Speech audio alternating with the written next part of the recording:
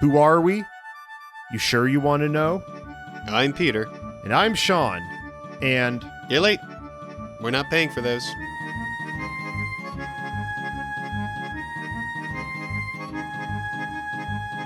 Welcome to So Much to Tell, a Sam Raimi Spider-Man podcast, the Pizza Time edition. This is where we deliver your Sam Raimi Spider-Man podcast in 29 minutes, or you don't have to support us on Patreon. You all probably know if we make it or not, based on when you open this up and you can see the length of the episode, but we don't know if we've made it in 29 minutes or not. So we're going to try our best. And this time, we're wondering about the everyday lives of the enemies. What do the villains do on their days off? Yeah. What's a normal day like with 4 giant mechanical arms?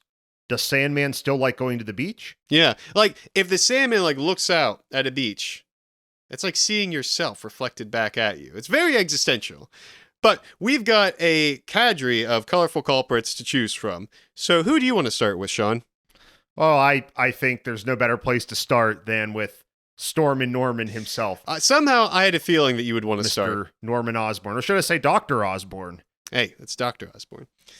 Yeah, certainly he wants to make sure Tom Holland respects the doctorate. But to Toby, he's just Mr. Osborn. Well, yeah, because I've always heard him say Mr. Like Toby, Spider-Man, Peter Parker in that trilogy always has called him Mr. Osborn. Well, he's like a son to him. Well, that's true.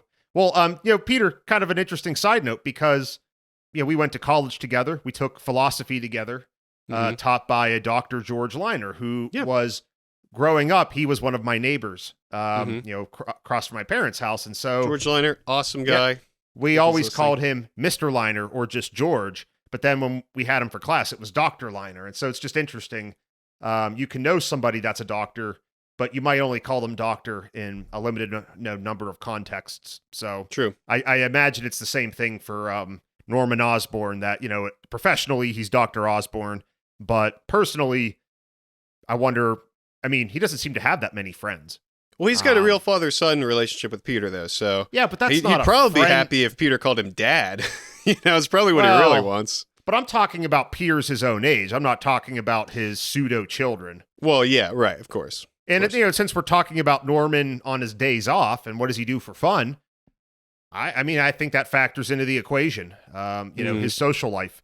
What kind of people does he associate with for fun when he wants to blow off steam or blow up the Unity Festival? He seems like kind of a workaholic, I would say maybe drinking is his hobby.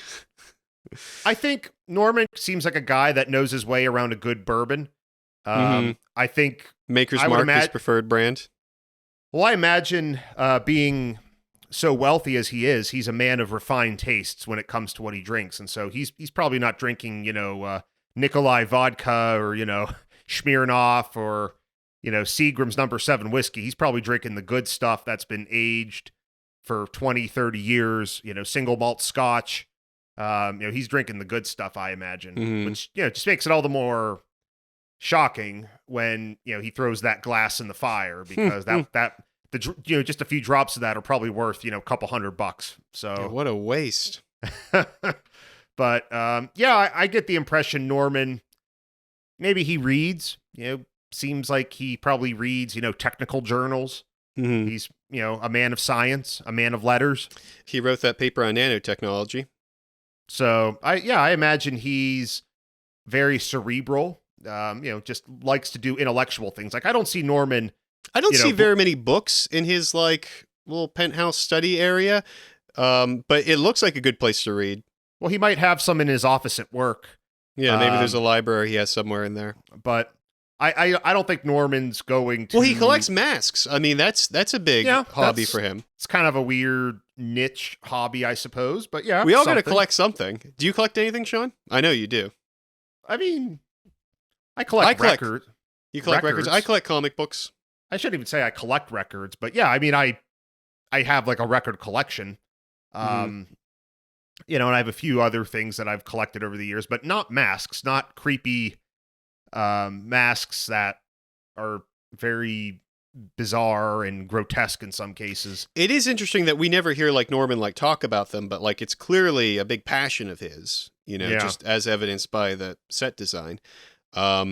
So I suppose in his spare time, maybe he collects masks for fun. Because, this whole sort of topic was kicked off by one of our previous episodes of So Much to Tell, where we were wondering, like, what's just a normal everyday life like when you've got, like, like we said, like 4 mechanical arms welded onto you, or, you're just sand 24/7. Like, when you're not trying to, like, take on the Spider-Man of New York, what are you doing? Yeah. And in some ways, like, do you think Norman has maybe the easiest go of it? Yeah, Or is he I'd always say of so. two minds on things?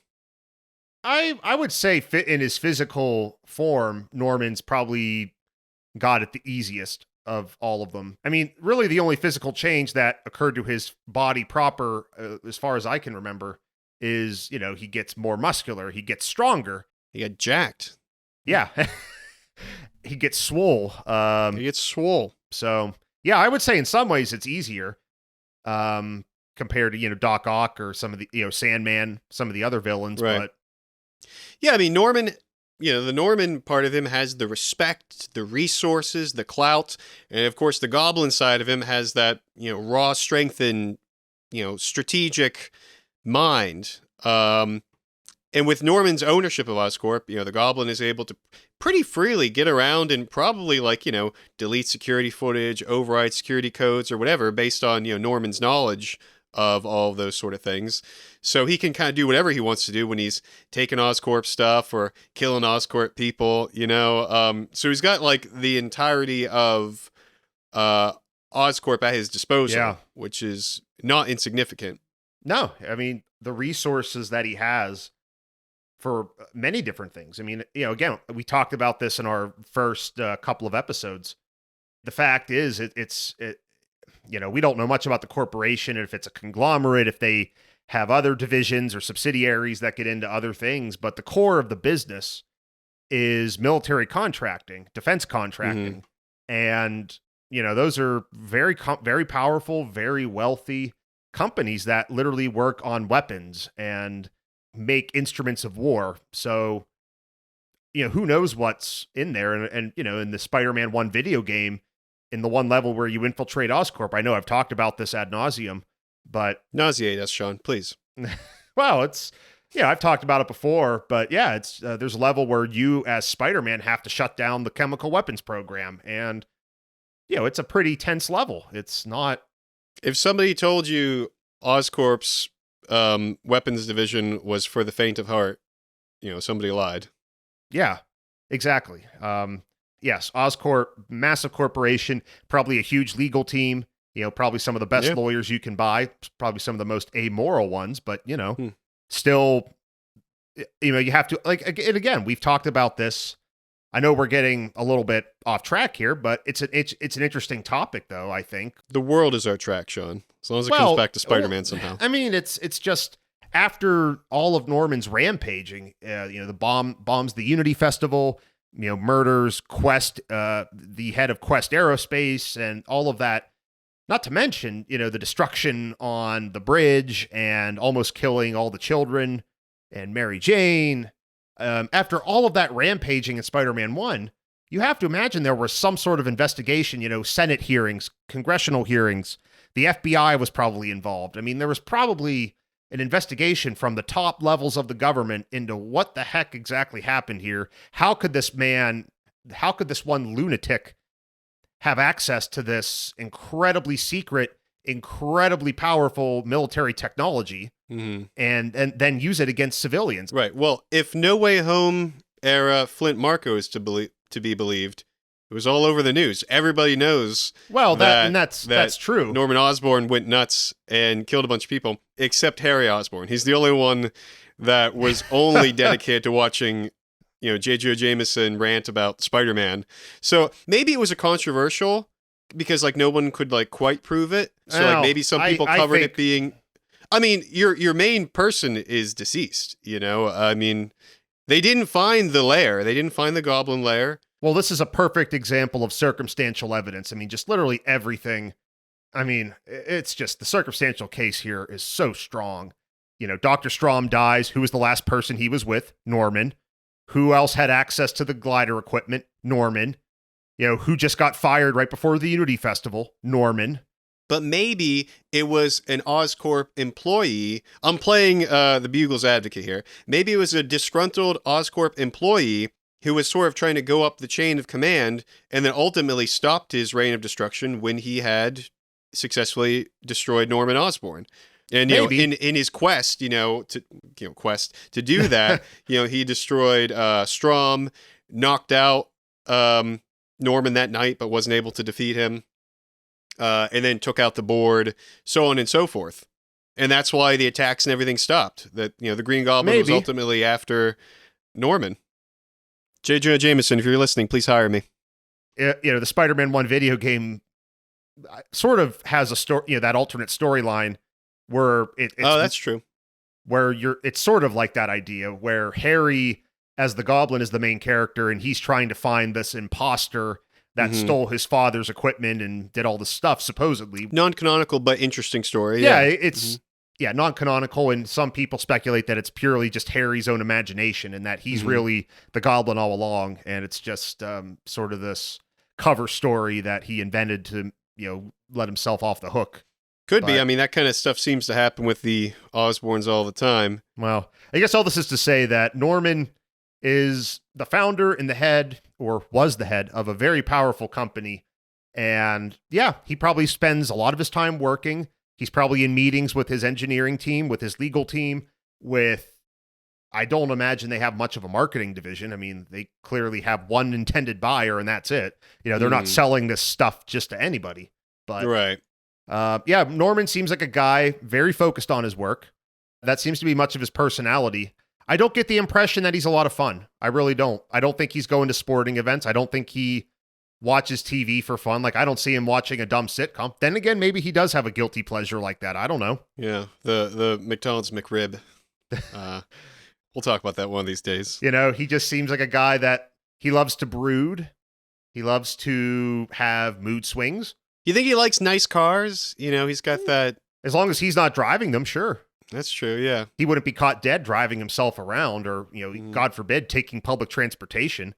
Yeah, yeah, that's true. Yeah, he kind of looks down on certain things, it seems. That's what I was about to say. He looks down on the poor and the working class. And so that's what I'm saying. Like, I don't see Norman doing the common man things like sports. That's a good point. So he must have some expensive tastes, yeah. That's what I'm saying. I imagine he probably smokes, Cuban cigars that have been smuggled in or have been stockpiled for the last 60 years. Yeah, he wouldn't even go bowling unless everyone was wearing top hats and cravats. Yeah, he seems like a very, very much like a 19th century sort of industrial tycoon in terms of his tastes, in terms of his interests and leisure activities. He probably does. I wouldn't be surprised if he did have a horse stable or something. He has a farm somewhere upstate.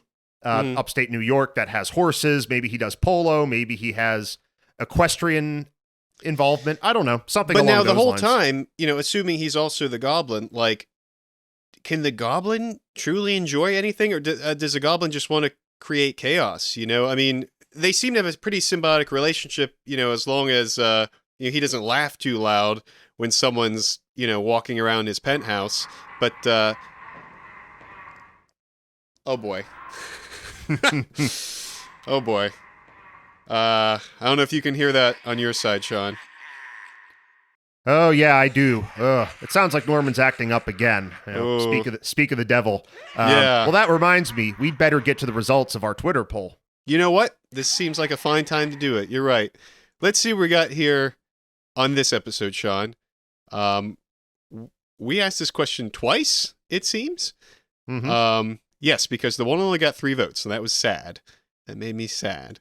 Well, so, I take issue with that, Peter, because we want to encourage people to vote and not feel that their vote is wasted.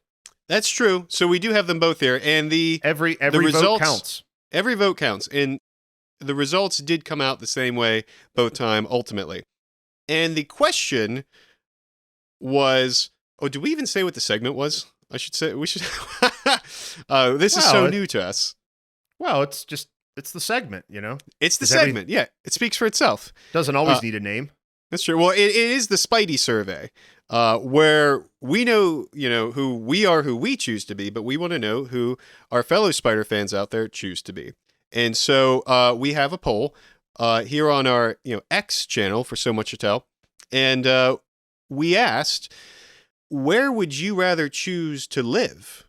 The Osborn penthouse or the Ditkovich apartment? Neither of which are, they both have their pros and cons, which is, That's why... It's a very diplomatic. Yeah, exactly. way of putting it. And, that's why we thought it was an interesting question. The prevailing preference was that 58.3% of y'all would prefer the Osborn penthouse. You just have to beware of the goblin, but you do not want to have to beware of Mr. Ditkovich, the landlord. And I see where you're coming from. The Osborn penthouse, pretty darn cushy place. Got a lot of creepy masks on the wall. You got a creepy guy laughing all hours of the night upstairs as he talks to the mirror. But the Ditkovich apartment is just sad. Well, and I think we should also just clarify that this question, I think, is intended to be set after Norman loses his mind and becomes the Goblin. In other words, the option to live at the penthouse while Norman is normal, lack of a better word. Storm and Norman. That's not an option here. It's like after he becomes the Goblin, after he's affected by the human performance enhancer serum. Although I will say, in fairness, I think we can infer that, he's probably as nice as he is to Peter because he sees, so much power and potential in him and his intelligence and things like that. He's proven himself. I don't know if Norman is such a kind house guest to, just anybody, Oh, no, I don't think so. So even pre-Goblin, he might not be the most pleasant person to be around in his house. Oh, not at all. No, I would be walking on eggshells around the guy. Yeah. I think he's almost impossible to please. High standards. Yeah. Frankly, it's a miracle Harry turned out as laid back as he did growing up, and that I think at the end of the day, like we've said, the Osborn household just sad. Really, there's no other word for it. Just a very sad place to grow up. And interesting point you make though about Harry seeming pretty laid back because he is in one. But what I find interesting is that he has a little bit of he grows in his obsessions. I mean, for one thing, Spider-Man, which is somewhat understandable. You want to latch on to what went wrong and try to fix it in some way. But also, he's got a little bit of this, I'm in charge here. I'm in control stuff with Octavius. And I think even at the end of the movie, when we see his hallucination, if his hallucination is an extension of his own mind, his own psyche talking to him, what does Norman tell him? But what does his subconscious tell him? But you're weak. You'll be weak until you take control. So maybe those influences of Norman after he's passed and he's trying to live up to that, he does kind of become significantly less laid back and more, concerned with, control and the power and maintaining order. Which is, it's just something that doesn't get a whole lot of airtime throughout the trilogy, but I do think it's interesting to see those aspects of Harry come out once he tries to live up to his father more in Spider-Man 2. Well, I think also in Spider-Man 2, especially, we notice Harry seems to have a little bit of a drinking problem as well. Yeah, he does pick up that as well, sadly. But I guess all this is to say that, notwithstanding the stock that he inherited from his father, the fact that Harry was still appointed to that post is pretty, I think, frankly, it's a horrible idea. I thought you were going to say impressive for Harry. No, it's not. No, it's literally nepotism. He's a nepo baby. That's how he got that job.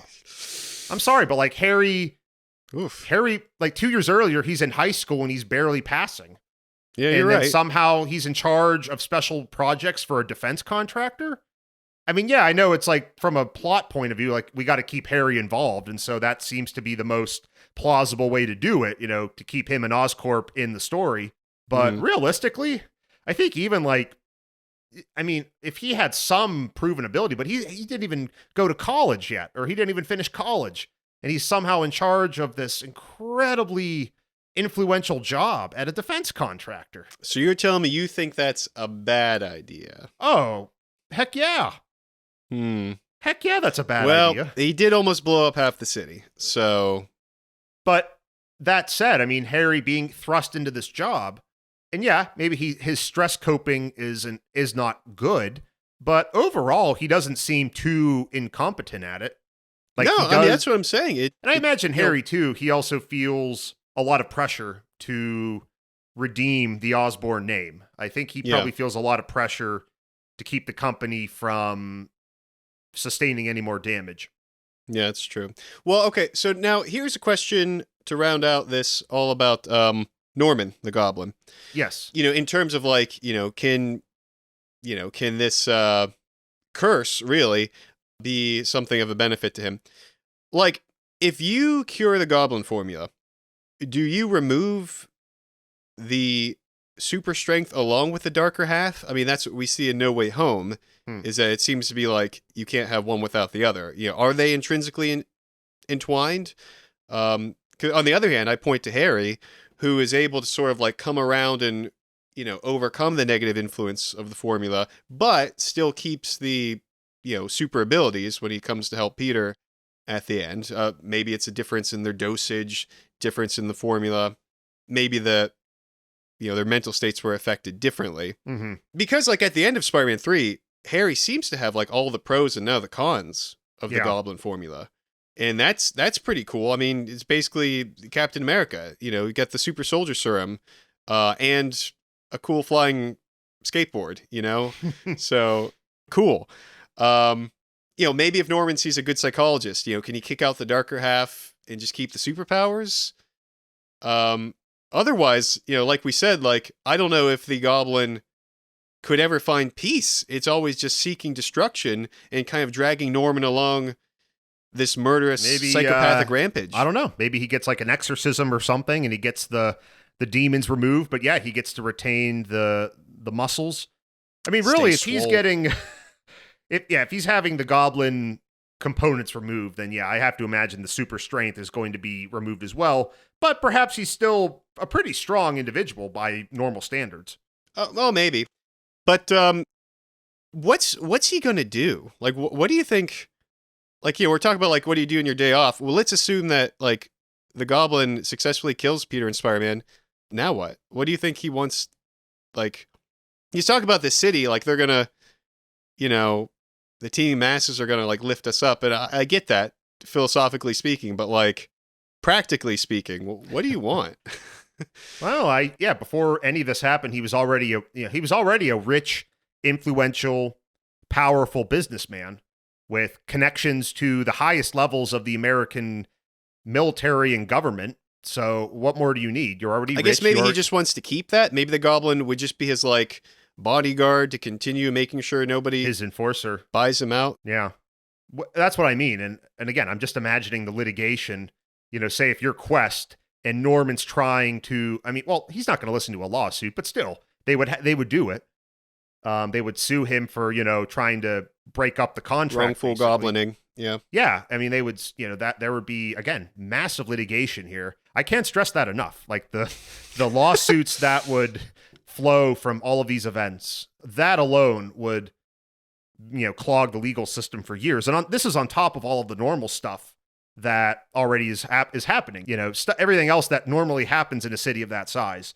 The Spider-Man and Norman litigation alone would be just staggering. Would be an absolute gold mine for the city's law firms. That's a good point. But yeah, I don't know. I don't know what Norman would do afterward. Frankly, I think if most movies that show the villain succeeding, the villain tends to get a little bored after a while. Once they win, it's like, yeah, they really have nothing left to do.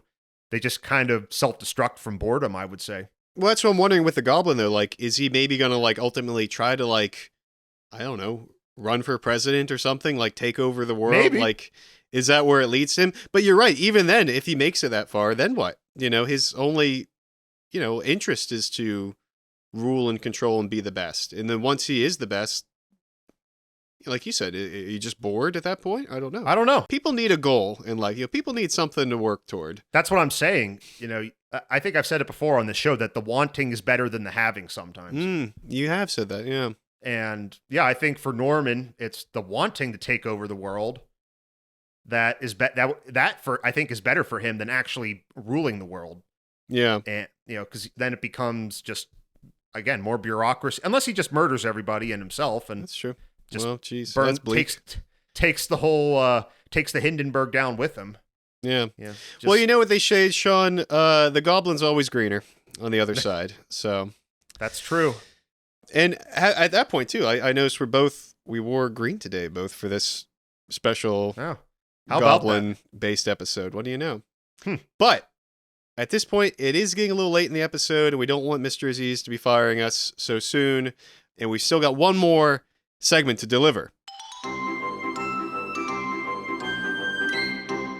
Welcome, everybody, to Memes of Time. I personally find internet culture and all its labyrinthine ephemerality fascinating. And so, I'm something of an amateur internet historian myself. And to that end, we're going to enter the memeverse with an absolute classic, an oldie but goodie, the I'm something of a scientist myself meme. You've seen this one before, right, Sean? Yes. Yeah, I have seen it a little bit, and I'm well aware of the source material and the context in which that is said. But yes, I am aware of the humorous applications thereof. The Know Your Meme database helpfully pinpoints the apparent first known instance of this meme to a 4chan post in 2016. And that has to be the first time we've ever mentioned 4chan on this show. Know Your Meme goes on to say that one of the meme's earliest uses was naturally on the Raimi Memes subreddit in 2017. It was posted by Reddit user Mildly Frustrating with the caption, "When I successfully connect my computer to the Wi-Fi," which I personally resonate with. A 2018 article by Jay Hathaway on the Daily Dot claims that the meme went mainstream in early February 2018 on the Dank Memes subreddit, and that does seem to line up with what Google Trends shows as its initial rise in search popularity. But it reached its apex in search popularity in December 2021, which, is when the meme went full circle and the line was used once more by Willem Dafoe's Norman Osborn in Spider-Man No Way Home. And it did not go unnoticed by Raimi memers, and I think it was a pretty decent tip of the hat to the popularity of the line without being too distracting in the film. And now, Sean, you're quite the Raimi Spider-Man buff, but you aren't quite as fluent with Raimi memes, if I'm not mistaken. Fair to say. Fair to say, okay.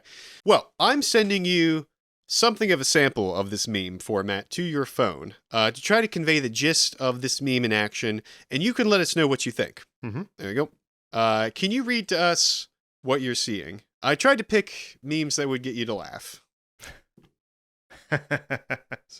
So what are you seeing there, Sean? I know everyone listening, it's hilarious to hear a meme in audiobook form, but let's see what Sean thinks. Well, it's the setup line is when a Lego set says 4 to 7 years, but you finish building it in 3 days. Then it has Norman saying, I'm something of a scientist myself. And yeah, I love that. And I know you're something of a Lego fan yourself. Couple of layers of humor there, so I can definitely appreciate that. And here's one more. This one was posted by Redditor The Firestorm83. I hope this one also kind of resonates with an interest of yours. And Sean, you can read us this caption. So when somebody says to you that they have a PhD in biochemistry, but you completed all the lab projects in the PS4 Spider-Man game, I'm something of a scientist myself. Yeah. I can't even remember the lab projects. I mean, I know there was... Maybe you didn't do them. Well, I think I did. Maybe you blocked that from your mind. Yeah. Now, I'd say this line from the movie went on from a character expressing false modesty to become a meme for people expressing false confidence. Like the joke is like you're likening yourself to something that you're really not.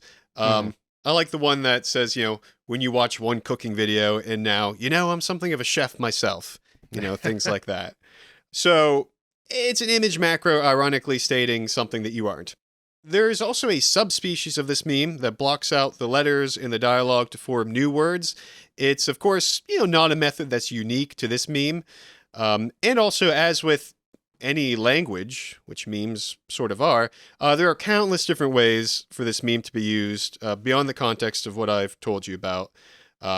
Yeah, I think I've shown you this one before, posted by Reddit user Uber4ya, saying, family-sized bag of Doritos exists. Me, I'm something of a family myself. But we couldn't cover all the different contexts and permutations possible with every meme in this segment without Mr. Z's ripping the sticker off our helmets. So I'll just wrap up by mentioning a tonal similarity that has been noticed between this line and an exchange between Peter Parker and scientist Otto Octavius in a 1967 issue of The Amazing Spider-Man. Issue 54, to be exact, The Tentacles in the Trap, by writer Stan Lee and penciler John Romita Sr. And Sean, I've also sent that to you, and you can, maybe just see that it does bear a little bit of a similarity. I do see that. The line in the comic panel is, I dabble a bit in science myself. Yeah. Interesting. I wouldn't be surprised if that directly inspired, or at least was maybe somewhere in the subconscious of the movie writer who came up with that. So it could be. Yeah, he's talking to Peter. Says, your aunt was just telling me what a brilliant science student you are. I dabble in a bit of science myself. You can almost hear the same intonation. Yeah. So that's interesting. And now I'm something of a host, segueing into the outro of a podcast myself. How was that? Did it work? Did I land it? Well, let's see. Yeah, it must have worked. Well, thank you very much, everybody, for swinging by to So Much to Tell Pizza Time. If you're in the neighborhood, you can take 2 buses and a cab to visit us on social media. We're on TikTok, YouTube, Instagram, Threads, Twitter, X. You can visit our Patreon, where you not only can find bonus shows Too Much to Tell and our animated Spider-Man watch-through series, but you can also help support So Much to Tell. Yeah. Because right now, all we got is this 20 for the rest of the week. So, until next time. Godspeed, Spider fans. Yay! All right. That was a fun one.